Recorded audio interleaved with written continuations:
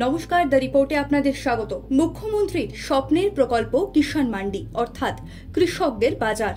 মহা ধুমধামের সঙ্গে রাজ্যের বিভিন্ন জায়গায় উদ্বোধন হয়েছিল এই প্রকল্পের, তার মধ্যে অন্যতম বারুইপুর। 2017 সালে এখানে ঘটা করে কিষাণ মান্ডির সূচনা হলেও গত বছরই সেই কৃষক বাজারের বেহাল অবস্থার চিত্রটা সামনে আসে।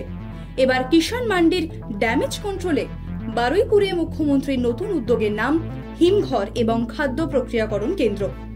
2024 লোকসভা নির্বাচনে বারুইপুরে সায়নী ঘোষের সমর্থনে সভা করতে এসে তৃণমূল সুপ্রিমো যাদবপুরে ঘাসফুল শিবির ক্ষমতায় এলে বারুইপুরে একটি খাদ্য প্রক্রিয়াকরণ কেন্দ্র ও হিমঘর তৈরির আশ্বাস দেন।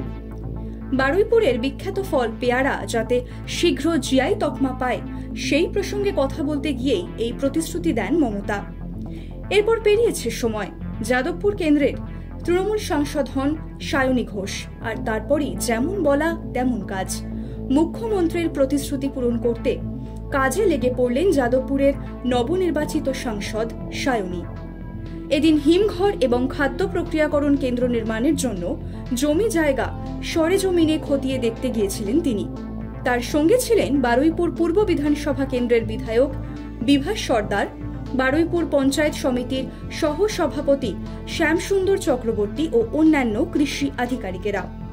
জমি পরিদর্শনে এসে কি বললেন সায়নী, শুনুন। বিধায়কের একটা পূর্ব পরিকল্পনা ছিল এবং তার ঐকান্তিক প্রচেষ্টা, তার সঙ্গে মমতা বন্দ্যোপাধ্যায় তার সমর্থন, তার সহযোগিতা না থাকলে আমি মনে করি যে এটা কোনোটাই করা সম্ভব না। এখনও এটা আন্ডার প্রসেস রয়েছে, একটা ফুড প্রসেসিং কাম কোল্ড স্টোরেজ। আপনারা জানেন যে বারুইপুরের ফল একটা প্রচণ্ড স্পিলেজ ওয়েস্টেজের মধ্যে দিয়ে যায়।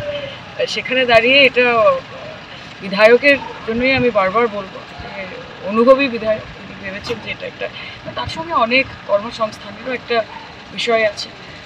আজকে ইন্সপেকশন ছিল, জায়গা দেখা হয়েছে এবং একটা বড়সড় মাপের পরিকাঠামো নিয়ে নামা হবে।